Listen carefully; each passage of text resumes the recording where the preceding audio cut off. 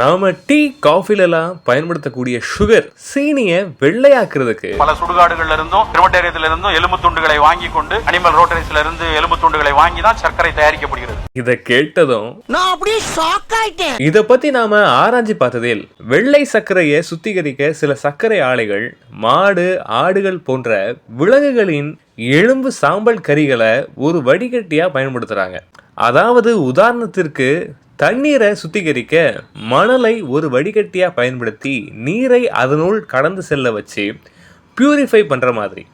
இதனால் சீனியில் எலும்பு கலந்துடும் அப்படின்னு நாம நினைக்க தேவை கிடையாது. அது ஒரு சுத்திகரிக்கும் கருவிதான். ஆனால் சுடுகாட்டில் இருந்து மனித எலும்புகளை எடுத்து இதில் பயன்படுத்துகிறாங்க அப்படின்றது கொஞ்சம் மிகைப்படுத்தலான செய்தி.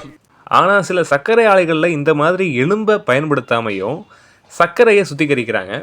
இருந்தாலும் வெள்ளை சர்க்கரையில் சல்ஃபர் அமிலத்தை சுத்திகரிப்பதற்காக பயன்படுத்துறதுனால ஒயிட் சுகரை நீங்கள் தவிர்க்க விரும்பினால் நாம் நம்முடைய பாரம்பரிய முறையில் தயாரிக்கப்படும் நாட்டு சர்க்கரை பனை வெல்லம் போன்றவற்றை ஒரு மாற்றாக பயன்படுத்தலாம்.